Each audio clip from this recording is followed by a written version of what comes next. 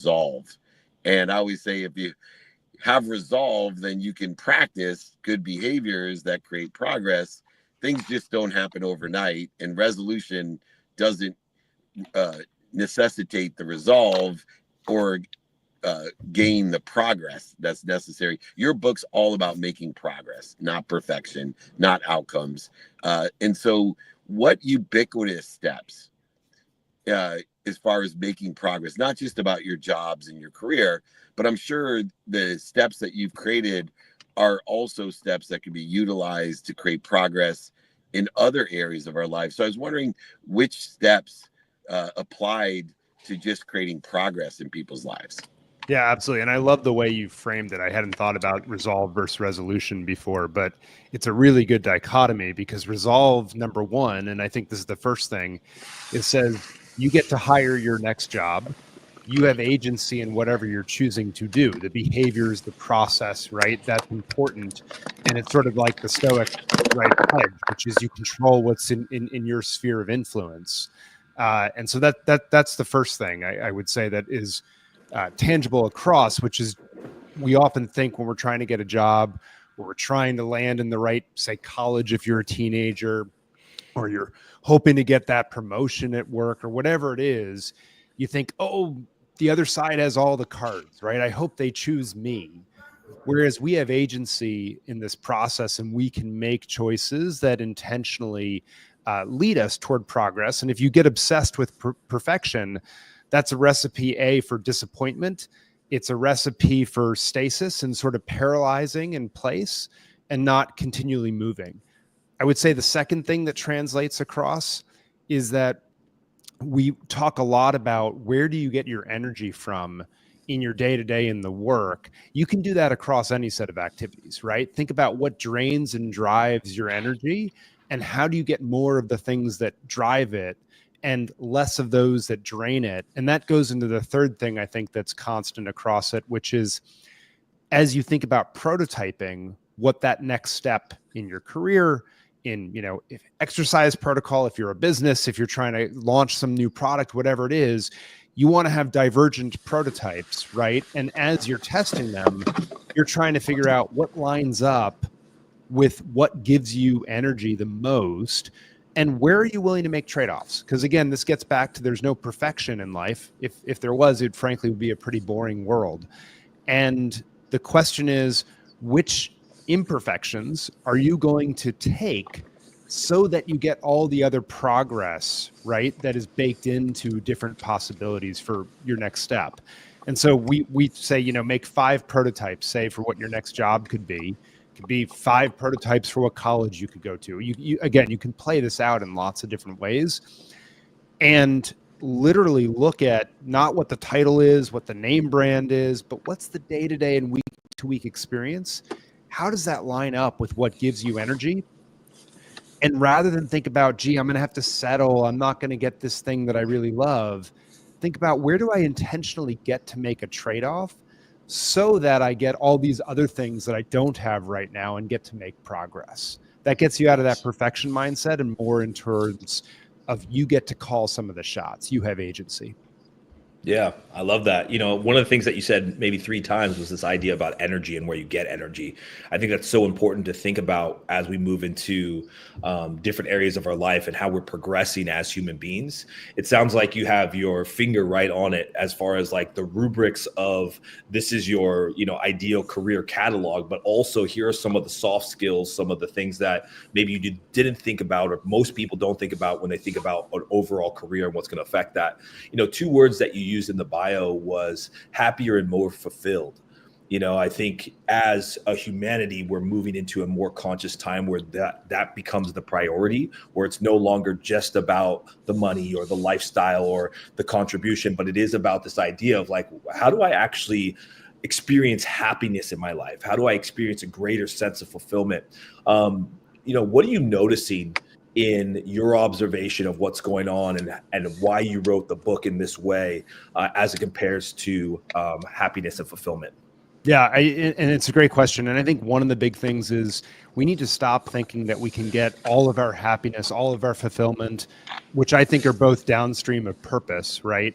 from one thing. And that instead, what I think we're unconsciously doing, and we need to more consciously do, is realize that purpose and our well-being, if you will, is constructed across our lives. So again, we could go choosing a spouse, choosing a job, choosing, where you live, all these big decisions in our lives, choosing a side gig, a hustle, a volunteer thing, getting to coach your kid's softball team.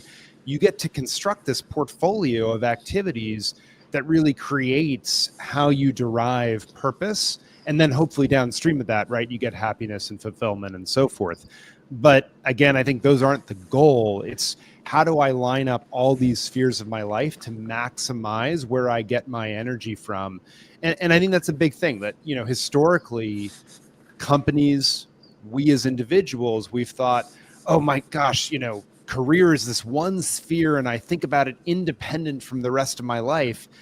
I don't think that was ever really true, but it's certainly not how we're living right now. And so how can we be more intentional about the interdependencies between the rest of your life and your career and these big decisions that you make on an ongoing basis? And it's interesting you sort of pushed it here, Bucky, because we've been thinking about how does this framework actually apply to choosing a better mate in life?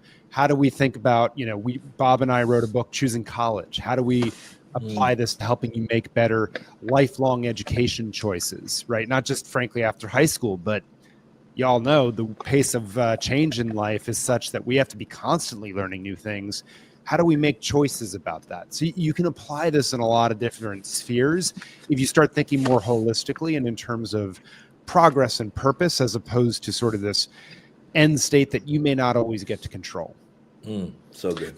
Yeah, great moves. And it's interesting because I always say that people are really in search of a meaning of life. They're more in search of feeling alive. And I will revert back to what my grandfather taught me, which I've made a few adjustments to. He told me when I was young, you only need three things to be happy and fulfilled in life. One, I changed this a little. You need to learn to love the activity you get paid for, because you spend a third of your life in activity that you get paid for. You need to learn to love one intimate partner in your life, because he or she will be the liaison between all relative human beings in your life. And you need to buy the best bed you can find, because you spend a third of your life in activity you get paid for, a third of your life with your family and friends, and a third of your life sleeping or stooping. You can figure out what stooping is if you're young, but you can imagine. Anyway, I love anything that evolves or involves movement and progress. And you've written the book with our careers and jobs in that movement and progress. 9 easy steps to progress to where you want to be or better. Michael Horn, tell Bob we missed him, but you held your own, my friend, and you both are welcome back anytime. Thanks for joining Bucky and I. Would love to do so. I appreciate it, and we'll talk about sleep next time, because it's funny. People hire like Advil and all this other stuff to get over the fact that it's their mattress. Get a new mattress. I love it. I also have a sleep coach. So great stuff, my friend. We'll have you back soon. Happy New Year. Thanks for joining Happy New Year. us. Thanks, guys. Thanks, Michael. That's awesome. So all good. right. We're moving and grooving as always and progressing as usual. That's what Bucky O'Neill and I do here on the Human Experience with Office Hours. Our last and final friend today is John D. Martin. He is here today with us, CEO at Texas State Capital Optical. Sorry. Is John here? Oh, maybe not. Bucky, are you here? I'm here.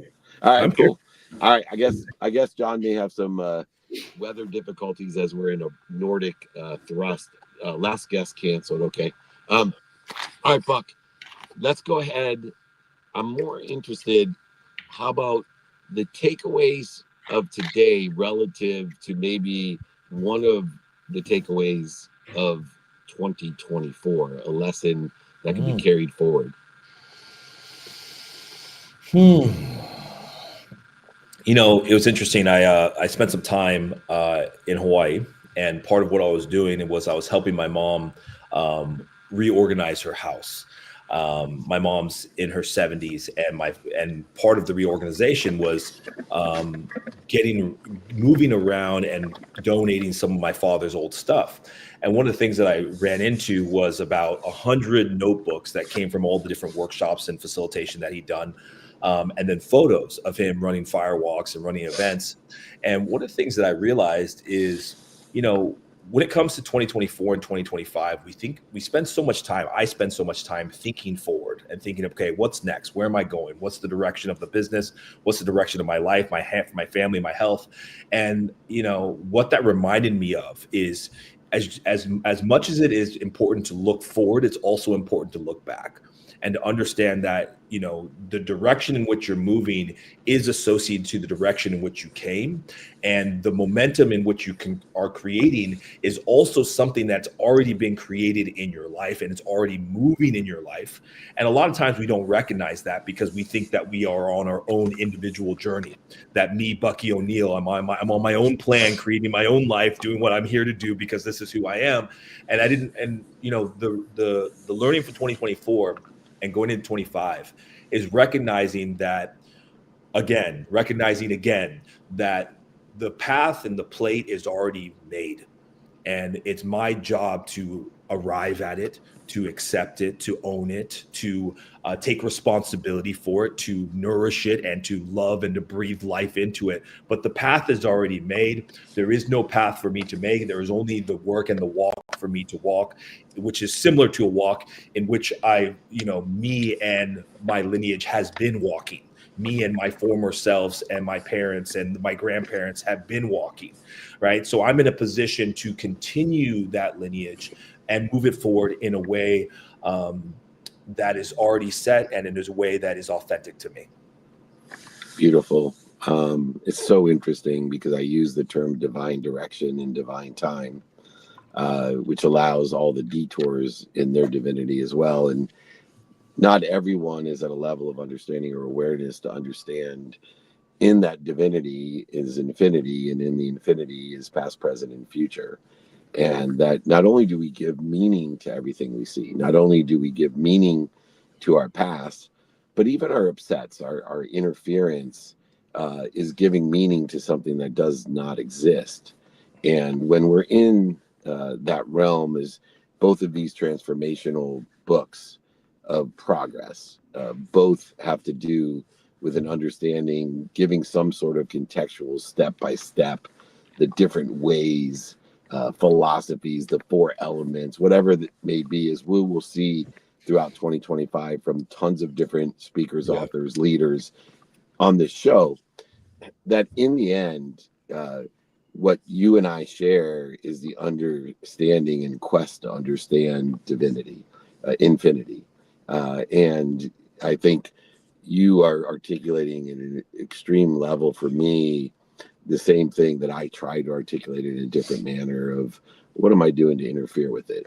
And I think in its simplest pragmatic terms, that paradigm shift has really had a great impact over decades for me now in my own journey within the context of the infinite journey of every collective conscious. And it's such a fun way to have a human experience as we expand into the divine and the divinity and the infinity that exists. And I can't tell you how excited I am to partner in that with you and Leah as well. And let's go. And I just look forward to seeing you tomorrow. Thank you so much. I also going to celebrate my birthday with you. Hopefully both at the Napoleon Hill, 8 a.m. for everybody, 8 a.m. Pacific time. The birthday launch, the birthday of Napoleon Hill was January 11th, 1958. My birthday is January 11th, 1968. And Napoleon Hill Institute 2.0 that I'm the chairman of. We're going to give it a new birthday, January 11th, 2025. And let's all celebrate together, the celebratable. I love you, my brother. Happy New Year. I'll see you tomorrow. Okay, sounds good. Love you. Take care. He's the best. All right, man. I just love Bucky because he, can articulate things that gets my juices flowing, gets me faithful in my journey of where I am and what I'm doing and where I'm going and what's interfering with what I am is so important. I want to remind everyone, join us Saturday at 8 a.m. for the double birthday, triple birthday, the birthday bash, the launch of Napoleon Hill Institute 2.0. I'm blessed to be the chairman of Napoleon Hill Institute. And we are celebrating 3 birthdays, January 11th, my birthday along with it. Come and join us. 8 a.m. Pacific time, 11 a.m. Eastern time on Saturday. It'll be 1 hour full of amazing guests. Come and join us to celebrate. Also, I will be in Atlanta with the usual Goggins, Mr. Wonderful, Eddie Wilson, Danny Fleischman. All these amazing folks are going to be with us at the Aspire Business Tour. We'll be there every month, different cities, from Atlanta to Charlotte to Fort Lauderdale to Denver. Come and join us. And then I'll be at CES. I'll be keynoting an event at CES. We're in studio. Come by the Win. We'll be at the Win on Thursday, January 9th. Come and join us in our studios, the SiriusXM studios, where they host the Playbook on SiriusXM app. You can check us out there. And, of course, our VIP dinner experience with the Global Gaming League and Clinton Sparks. We got so many celebrity guests coming from CES. Come and join us. Email me if you want to join us, david@dmeltzer.com. Text me if you want to join us in the 200 cities we're going to be in. 949-298-2905, right there on the screen. Join our alerting community. Almost every day we're doing something. So if you don't want to be bothered, don't join. But if you want to be educated, invited, not obligated, 949-298-2905. Remember, most importantly, everyone, be more interested than interesting. Be kind to your future self and do good deeds. Hit it, Gigi. Welcome to Office Hours. I'm David Meltzer with Bucky and Leah.